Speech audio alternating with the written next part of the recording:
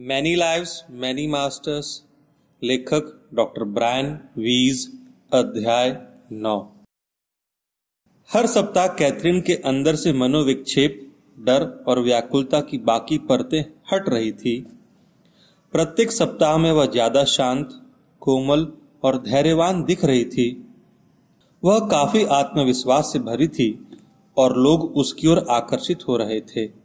वह अपने अंदर प्रेम महसूस कर रही थी और दूसरे लोग भी उसे बदले में प्रेम दे रहे थे। सभी उसे देखते तो उन्हें लगता कि उसके व्यक्तित्व की अंदरूनी चमक सच्चे हीरे जैसी है। कैथरीन की प्रतिगमन अवधि हजारों साल लंबी थी।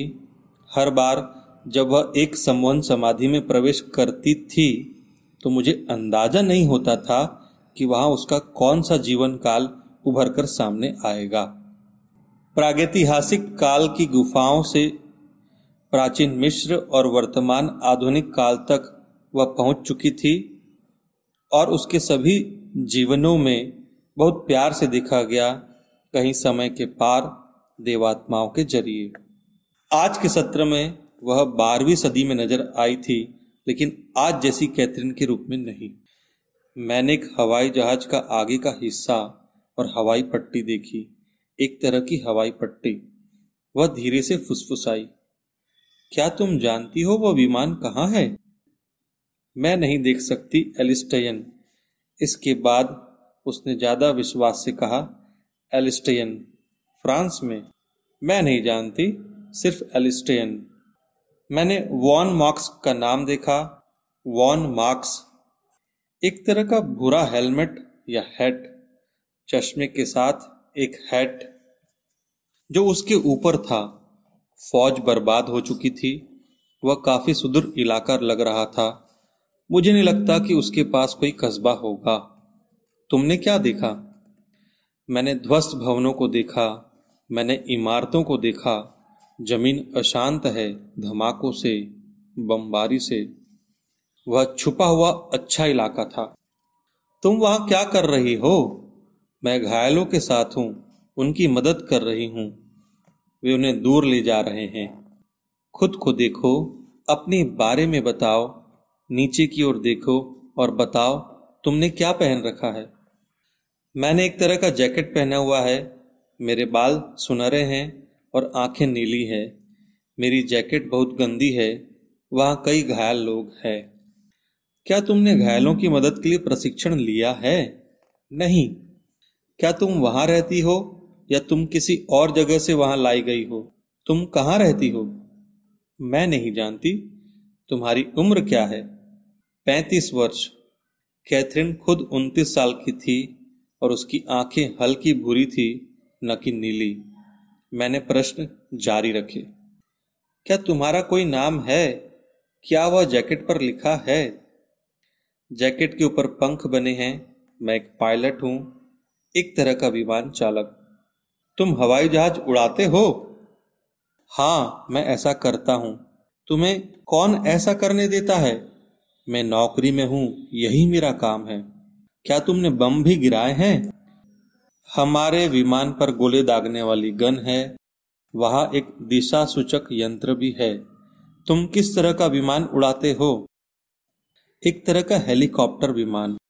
उसके 4 इंजन हैं, फिक्स्ड विंग हैं। मैं काफी खुश था क्योंकि कैथरीन विमानों के बारे में कुछ नहीं जानती थी।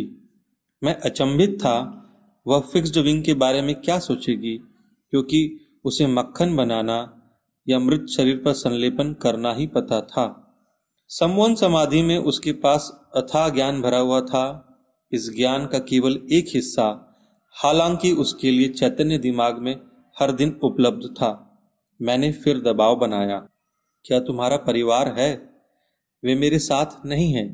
क्या वे सुरक्षित है? मैं नहीं जानता। मैं डरा हुआ हूँ, भयभीत हूँ कि वे लौट आएंगे। मेरे दोस्त मर रहे हैं। तुम किसके वापस आने से डरी हुई हो? दुश्मन के। वह कौन है? विदेशी, सशस्त्र अमेरिकी सेना, फिरंगी। क्या तुम अपने परिवार को याद करते हो? उन्हें याद करना यहाँ काफी उलझन है। चलो हम वापस उसी जीवन काल में चलें, फिर से खुशियों भरे समय में चले, युद्ध के पहले जब तुम घर पर परिवार के साथ रहते थे। क्या तुम वह देख सकते हो? मैं जानता हूं कि यह काफी मुश्किल है, लेकिन मैं तुम्हें आराम देना चाहता हूं। याद करने की कोशिश करो। कैथरीन कुछ देर चुप रही, उसके बाद फुसफुसाई, मैंने एरिक नाम सुना। एरिक, मैंने एक लड़की के सुनहरे भूरे बाल देखे। क्या वह तुम्हारी बेटी है? हाँ, वह होनी चाहिए। मार्गोरेट, क्या वह तुम्हारे करीब है? वह मेरे साथ है। हम लोग एक पिकनिक पर हैं। दिन बहुत सुंदर है। मार्गोरेट के अलावा तुम्हारे साथ कोई और भी है?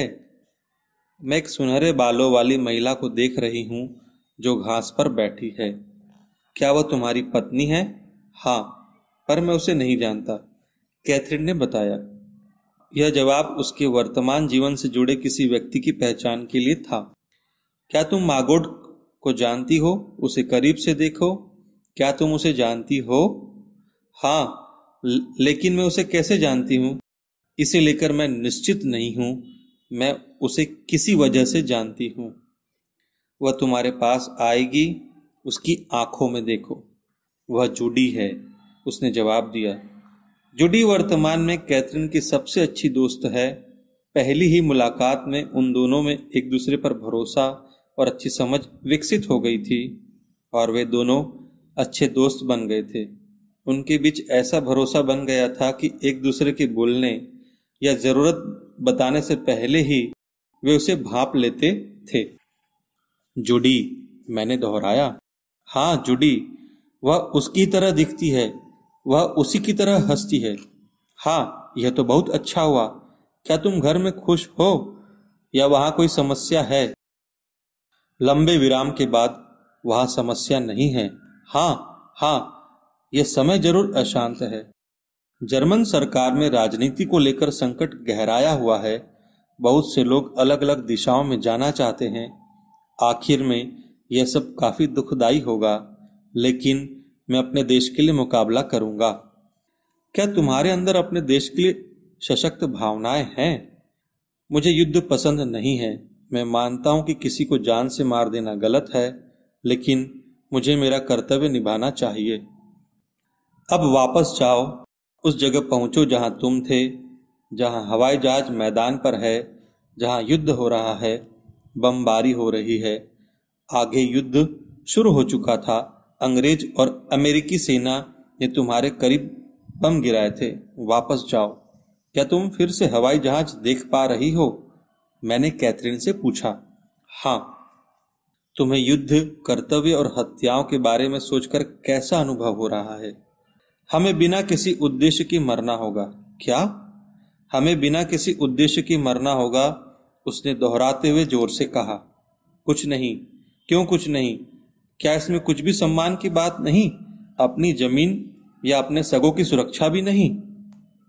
हम कुछ लोगों के विचारों को समर्थन देने के लिए मरेंगे, तब भी जबकि वे तुम्हारे देश के नेता है। वे गलत हो सकते हैं, उसने तेजी से मेरी बात को काटते हुए कहा। यदि वे नेता नहीं हैं, यदि वे नेता होते तो इतना आंतरिक विरोध नहीं भड़का होता सरकार के अंदर। कुछ लोग उन्हें पागल कहकर बुलाते हैं। क्या तुम्हें इसका मतलब समझ में आता है? सत्ता के भूखे। हमें भी पागल हो जाना चाहिए, क्योंकि हम उनके नियंत्रण में हैं। खुद को उनके हाथों में सौंप दिया है, लोगों को मारने के लिए और खुद को भी मरने देने के लिए। क्या तुम्हारे कोई दोस्त बचे हैं? हाँ, कुछ अभी भी जिंदा है।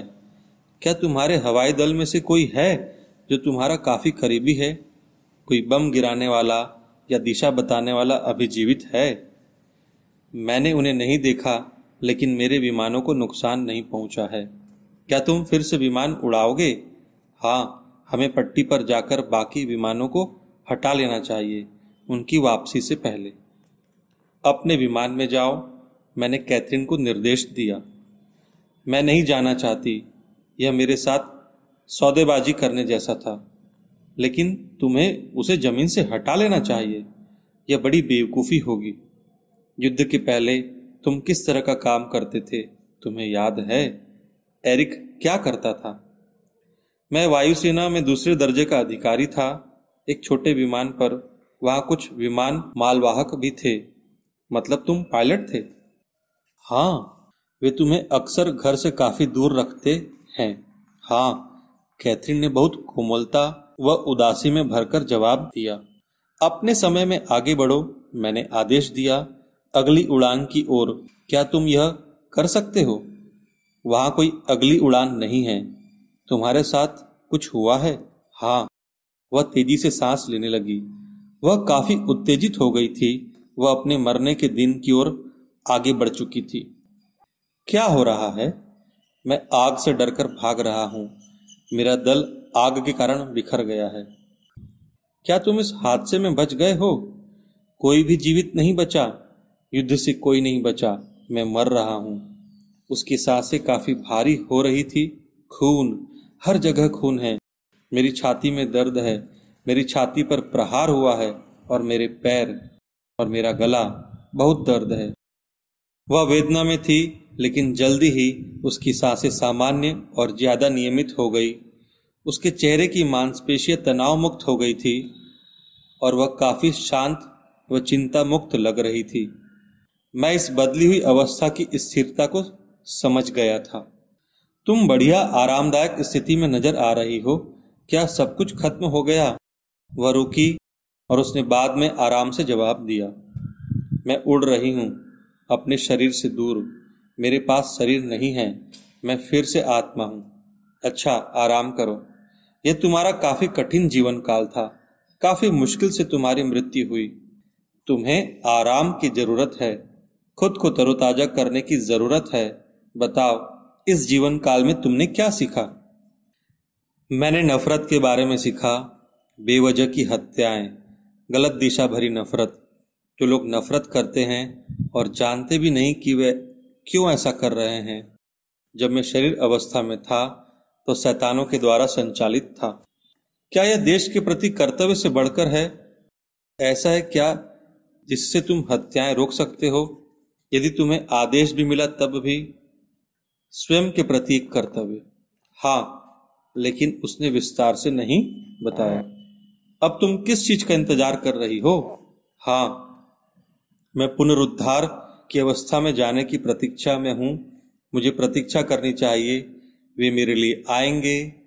वे आएंगे। अच्छा, जब वे आएंगे तो मैं उनसे बातें करना पसंद करूंगा। हमने कई घंटों से भी ज्यादा इंतजार किया। अचानक उसकी आवाज ऊंची और भर्राई सी हो गई और वह कवि आत्मा की शैली की बजाय ठीक वास्तविक देवात्मा की तरह बोलने लगी। तुम्हारा यह मानना सही था कि भौतिक अवस्था में जो है उनके लिए यही सही इलाज है। तुम्हें उनके दिमागों से डर को निकाल फेंकना चाहिए।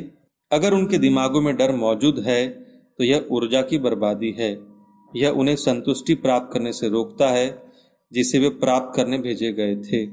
अपने आसपास के संकेतों को प्राप्त करो। उन्हें सबसे पहले गहरे स्तर पर ले जाओ जहां वे अपने शरीर को महसूस नहीं कर सके। तब तुम उन तक पहुंच सकते हो। यह केवल सतह पर ही है कि समस्याएं वर्तमान रहती है। उनकी आत्माओं की गहराइयों में जहां विचार उत्पन्न होते हैं, तुम्हें उन तक पहुंचना चाहिए। ऊर्जा, सब कुछ ऊर्जा है। काफी बेकार जा चुकी है पहाड़ों में। पहाड़ों के अंदर काफी शांति है। उनके केंद्र में शांति है, लेकिन बाहर समस्याएं हैं। साधारण मानव सिर्फ बाहर की ओर देख सकता है, लेकिन तुम काफी गहराई में जा सकते हो। तुम ज्वालामुखी को देख सकते हो। ऐसा करने के लिए तुम्हारे अंदर की ओर जाना होगा। शरीर अवस्था में रहना असामान्य होता है, लेकिन जब तुम आध्यात्मिक अवस्था में हो तो यह प्राकृतिक है। जब हम वापस भेजे जाते हैं तो ऐसा लगता है कि वहां भेजे जा रहे हैं जिसे कि हम नहीं जानते हैं। इसे लंबे समय तक धारण करना होगा। आत्माओं की दुनिया में आपको इंतजार करना होगा। तब कहीं जाकर पुनरुद्धार होता है। यह नवीनीकरण की अवस्था है। यह आयाम है, बाकी आयाम जैसा, जहां आप उस अवस्था तक पहुंचने में लगभग सफल हो चुके हैं। इस अवस्था से मैं हैरानी में पड़ गया। मैं कैसे नवीनीकरण की उस अवस्था तक पहुंच सकता हूं? मैं अधिकांश अवस्थाओं तक पहुंच चुका हूं। मैंने सहजता से पूछा। हाँ, तुम बाकी लोगों से ज्यादा जानते हो, तुम ज्यादा समझ गए हो, उनके साथ तुम धैर्य रखो। उनके पास वह ज्ञान नहीं है जो तुम्हारे पास है। तुम्हारी मदद के लिए देवदूतों को भेजा जाएगा, लेकिन तुम जो कर रहे हो वह सही है, इसे जारी रखे। यह ऊर्जा कभी भी व्यर्थ नहीं जाना चाहिए। तुम्हें डर से मुक्त होना चाहिए। यह एक अच्छा हथियार होगा। इसके बाद देवात्मा चुप हो गई। मैंने इस अविश्वसनीय संदेश के गूढ़ अर्थ पर मनन किया। मैं जानता था कि मैंने कैथरीन के डरों को बाहर निकालने में सफलता पा ली है, लेकिन यह संदेश कुछ ज्यादा वैश्विक अर्थ लिए था। एक चिकित्सकीय साधन के रूप में सम्मोहन की प्रभावशीलता का पुष्टिकरण ज्यादा था। इसमें पूर्व जीवन काल के प्रतिगमन से ज्यादा जुड़ना पड़ता था, जबकि एक एक करके आम लोगों पर इसे लागू करना मुश्किल होगा।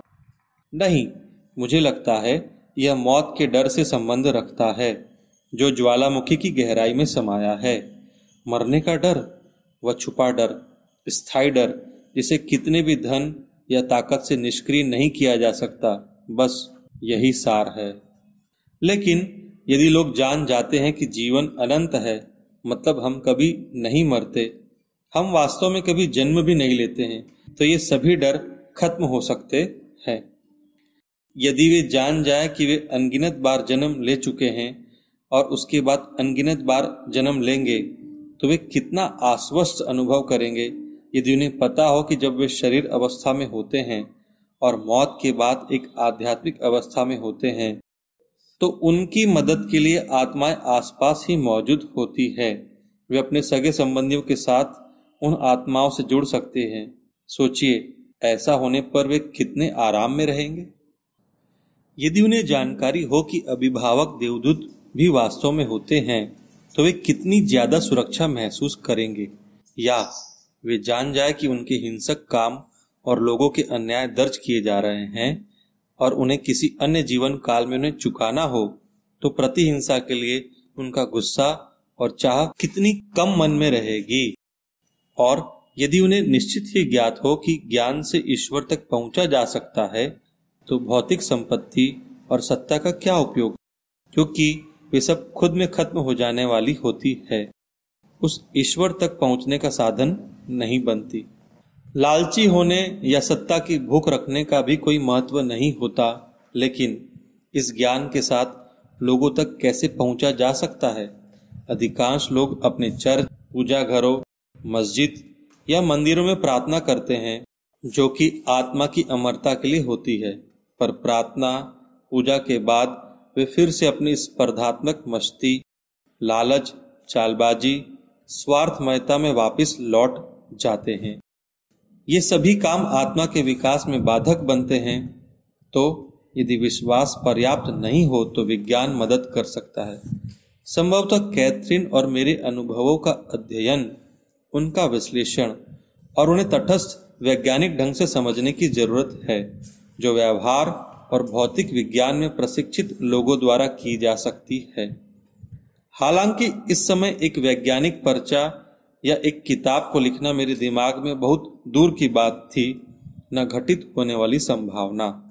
मैं उस देवदूत को लेकर हैरत में था, जिसे मेरी मदद के लिए फिर से भेजा गया था। मेरी मदद, पर किस लिए?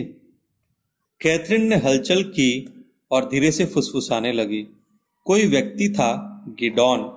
किसी व्यक्ति का नाम गिडॉन है? गिडॉन? वह मुझसे बात करने की कोशिश कर रहा है। उसने क्या कहा? वह मुझे घेरे हुए है, वह रुकना नहीं चाहता है, वह अभिभावक जैसा है कोई चीज, लेकिन अब वह मेरे साथ खेल रहा है। क्या वह तुम्हारे अभिभावकों में से एक है? हाँ, लेकिन वह खेल रहा है। वह इस वक्त चारों ओर उछल रहा है। मैं सोचती हूँ कि वह मुझे बताना चाहता है कि वह मेरे चारों तरफ है, हर जगह। गिडॉन, मैंने दोहराया, वह वहां है। उसके होने से तुम सुरक्षित महसूस करती हो? हाँ, जब मुझे उसकी जरूरत होगी वह वापस आएगा। अच्छा, वह तुम्हारे आसपास अन्य आत्माएं भी हैं? उसने परम चेतना वाली मनोस्थिति में धीरे से जवाब दिया। ओह हाँ, कई आत्माएं, वे तब आती है जब वे चाहती है, वे आती है जब वे चाहती है। हम सभी आत्माएं हैं, लेकिन कुछ कुछ भौतिक अवस्था में हैं और पुनरुद्धार की अवधि में हैं, कुछ अन्य अभिभावक है, लेकिन हम सभी वहां से जाएंगे। हम भी अभिभावक रहे हैं। हम सीखने के लिए वापस क्यों आते हैं? हम आत्मा रूप में रहकर सबक क्यों नहीं सीख सकते? सीखने के लिए कई स्तर होते हैं और उनमें से कुछ शरीर में सीखे जाते हैं। हमें दर्द जरूर महसूस करना चाहिए। जब आप एक आत्मा रूप में होते हैं तो आपको कोई दर्द महसूस नहीं होता। यह पुनरुद्धार का समय होता है, आपकी आत्मा नहीं होती है। जब आप शरीर रूप में होते हैं तो दर्द को महसूस कर सकते हैं, आप घायल भी हो सकते हैं। आत्मा रूप में आप कुछ भी महसूस नहीं करते हैं। इसमें मात्र आनंद और निरोग होने का एहसास होता है। लेकिन हमारे लिए यह एक नवीनीकरण का समय है। आध्यात्मिक अवस्था में लोगों के बीच पारस्परिक व्यवहार अलग होता है। जब आप शरीर अवस्था में होते हैं तभी आप संबंधों को अनुभव कर सकते हैं। मैं समझ गया, यह ठीक ही होगा। वह फिर से चुप हो गई। इस बीच कई मिनट गुजर गए। मैंने एक सवारी गाड़ी देखी। उसने फिर बताना शुरू किया, नीली सवारी गाड़ी। बच्चों की गाड़ी? मैंने पूछा। नहीं, एक गाड़ी जिसकी सवारी की जाती है। वह कुछ नीली है, ऊपरी किनारा नीला है, अंदर से भी नीली है। क्या घोड़े उसे खींच रहे हैं? उसके पहिए बड़े हैं। मैंने उसमें किसी को बैठे हुए नहीं देखा, लेकिन 2 घोड़े उसे खींच रहे थे, जिसमें एक स्लेटी रंग का और दूसरा भूरा है। स्लेटी वाले का नाम एप्पल है क्योंकि उसे सेब पसंद है। दूसरे का नाम ड्यूक है। वे दोनों बहुत अच्छे हैं। वे आपको कभी नहीं काटते हैं। उनके पैर बड़े हैं, बड़े बड़े पैर। क्या वे बहुत सामान्य किस्म के घोड़े हैं या कोई अलग किस्म के? नहीं, वे काफी अच्छे घोड़े हैं। क्या तुम वहां हो? हाँ, मैं उनकी बड़ी नाक देख सकता हूँ। वह मुझसे काफी बड़ा है। क्या तुमने घोड़ा गाड़ी चलाई है? उसके जवाबों से मैं जान गया कि वह एक बच्चे के रूप में थी। वहां घोड़े हैं, वह एक लड़का भी है। तुम कितने साल के हो? बहुत छोटा, मैं नहीं जानती। मुझे नहीं पता कि यह गणना कैसे करते हैं। क्या तुम उस लड़के को जानती हो, तुम्हारा दोस्त या भाई? वह एक पड़ोसी है। वह वहां है पार्टी के लिए। वह एक शादी जैसा कुछ हो रहा है। क्या तुम जानती हो किसकी शादी हो रही है? नहीं, हमें कहा गया कि गंदे नहीं होना है। मेरे बाल भूरे हैं। जूतों में बटन है जो बाहर की ओर खुलते हैं। क्या तुम शादी के कपड़े पहने हो? बहुत अच्छे से कपड़े। वे सफेद हैं, एक तरह के सफेद कपड़े जिसमें रंग बिरंगे कपड़ों के फुंदे लगे हैं। वे पीछे से जुड़े हैं। क्या तुम्हारा घर पास में है? वह काफी बड़ा घर है, बच्चे ने जवाब दिया। क्या तुम वहीं रहते हो? हाँ। अच्छा, अब तुम अपने घर के अंदर देख सकते हो। यह ठीक है। आज का दिन महत्वपूर्ण दिन है। बाकी लोग भी अच्छे कपड़े पहने हुए हैं, काफी विशेष कपड़े पहने हुए हैं।